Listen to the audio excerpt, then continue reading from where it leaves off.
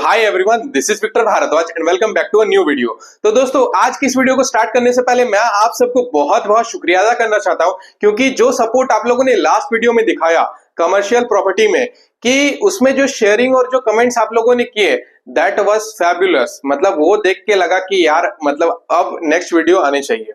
तो जैसे कि जो लास्ट वीडियो थी कमर्शियल रियल एस्टेट के बारे में, कमर्शियल रियल एस्टेट के बाद में जो ये आज की ये वीडियो है, इसमें जो इतना बड़ा गैप है, तो आप लोग सोच रहे होंगे कि ये गैप आया कैसे।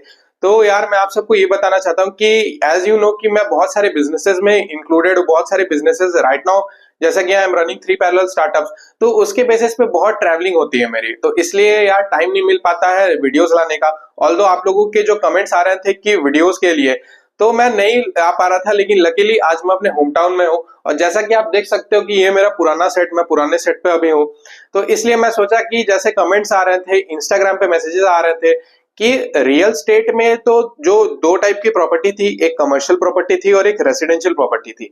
तो कमर्शियल प्रॉपर्टी में तो जो चीजें मैंने डिस्कस की, जो चीजें मैंने एक्सपीरियंस की थी खुद से, वो चीजें मैंने आप लोगों के साथ बताई कि कैसे क्या करना रहता है। लेकिन आज की इस वीडियो में, जैसा कि आप लोग थंबनेल एंड टाइटल देख के समझ चुके होंगे कि आज हम लोग बात करेंगे रेसिडेंशियल प्रॉपर्टी में। रेसिडेंशियल प्रॉपर्टी में बेसिकली क्या क्या हम लोग डिस्कस करेंगे, इस पे हम लोग फोकस करते हैं। तो रेसिडेंशियल प्रॉपर्टी में बेसिकली हम लोग 3 चीजों के बारे में डिस्कस करेंगे। फर्स्ट हम लोग देखेंगे रेसिडेंशियल प्रॉपर्टी में अपॉर्चुनिटीज क्या क्या है।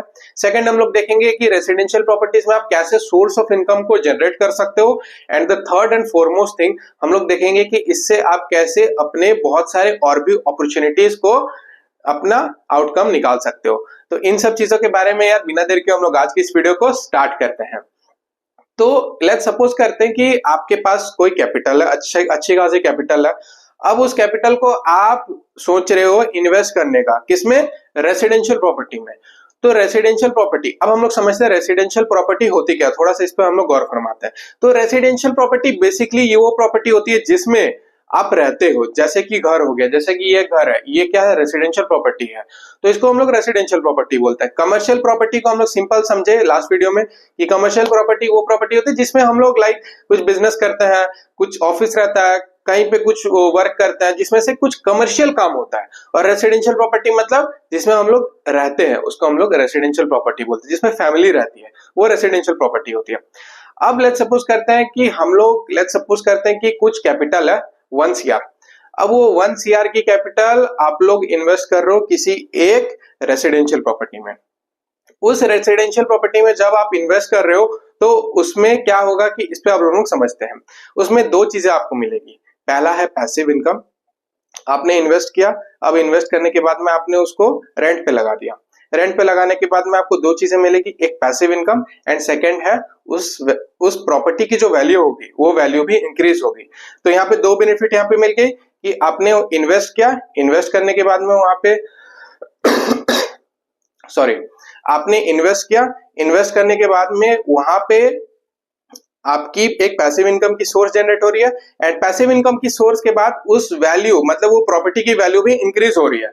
तो यहाँ पे 2 बेनिफिट हो गया। अब समझते हैं हम लोग कि आपने इन्वेस्ट की, इन्वेस्ट करने के बाद में उस चीज को आपने रेंट पे लगा दिया। रेंट पे लगाने के बाद में, रेंट पे ऑब्वियस सी बात है, वहां पे रेसिडेंशियल है तो ऑफिस तो वहां पे रेंट पे आप लगाओगे नहीं, फैमिली को रेंट पे लगाओगे। तो फैमिली को रेंट पे लगाने से क्या होता है यार, एक चीज हम लोग समझते हैं, ये चीज बहुत छोटी सी चीज है, लेकिन इसको हम लोग गौर फरमाते हैं। एक रेसिडेंशियल प्रॉपर्टी होती है, कमर्शियल प्रॉपर्टी होती है। कमर्शियल प्रॉपर्टी में हम लोग शॉप वगैरह को हम लोग रेंट पे देते हैं, रेसिडेंशियल प्रॉपर्टी में हम लोग फैमिली को रेंट पे देते हैं। तो जो कमर्शियल प्रॉपर्टी होती है वो 12 घंटे के लिए ऑक्यूपाइड होती है, मतलब जब बिजनेस चले। लेकिन एक रेसिडेंशियल प्रॉपर्टी में वो एक फैमिली रहती है तो 24 घंटे वो ऑक्यूपाइड होती है। तो इससे हम लोग ये चीज समझ सकते हैं कि जो रेसिडेंशियल प्रॉपर्टी होती है, रेसिडेंशियल प्रॉपर्टी की वैल्यू हाई होती है। ये हो गया रेसिडेंशियल प्रॉपर्टी में। और कमर्शियल प्रॉपर्टी वो ऑक्यूपाइड होती है हाफ डे के लिए, मतलब जो बिजनेसेस होते हैं। तो ये हो गया। अब हम लोग समझते हैं यार सॉरी, अब हम लोग समझते हैं यार कि इसकी एवरेज रिटर्न, मतलब रेसिडेंशियल प्रॉपर्टी की एवरेज रिटर्न की अगर बात की जाए तो 2 to 4% की आपको यहाँ पे एवरेज रिटर्न मिलेगी एनुअली। मतलब वो जो प्रॉपर्टी होगी उस प्रॉपर्टी की वैल्यू इंक्रीज होगी। तो ऐसे है।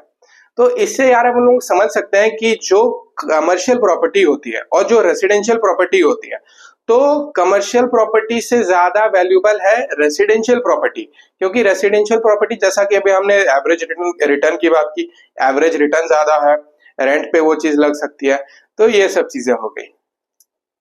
तो यार मैं होप करता हूँ कि आपको ये चीजें समझ में आ गई होगी कि कमर्शियल प्रॉपर्टी और रेसिडेंशियल प्रॉपर्टी के बारे में, कि किसमें कितनी रिटर्न है, किस चीज को आप ऑप्ट करके एक अच्छा खासा इसमें आप अपना, जैसे कि इसमें आप अपना सेटअप कर सकते हो। तो यार आज की इस वीडियो में यही चीजें थी रेसिडेंशियल प्रॉपर्टी के बारे में, और ऐसे ही बहुत सारी वीडियोस आएगी अब कि अब रियल एस्टेट के बारे में, रेसिडेंशियल प्रॉपर्टी होगी, कमर्शियल प्रॉपर्टी हो गई, ब्रोकरेज हाउस कैसे आप अपना बिल्ड कर सकते हो, रियल एस्टेट वेबसाइट कैसे आप बना सकते हो, बिल्डर कैसे बनना है, डेवलपर कैसे बनता है, रेरा से आप कैसे रजिस्टर कर सकते हो। तो इन सब चीजों के बारे में हम लोग आगे की वीडियो में देखेंगे। तो गाइज मैं होप करता हूं कि आज की इस वीडियो में आपको सारी चीजें समझ में आ गई होगी, और सारी चीजें अगर समझ में आ गई है देन वीडियो को जरूर से आप लोग लाइक कर देना, एंड चैनल पर अगर आप लोग नए हो देन चैनल को जरूर से सब्सक्राइब कर लेना, और साथ में यार बेल आइकन को प्रेस करना ना भूलना, क्योंकि उससे आप लोग को वीडियो की नोटिफिकेशंस मिलती रहती है। So keep loving, keep supporting, and thank you for watching our video.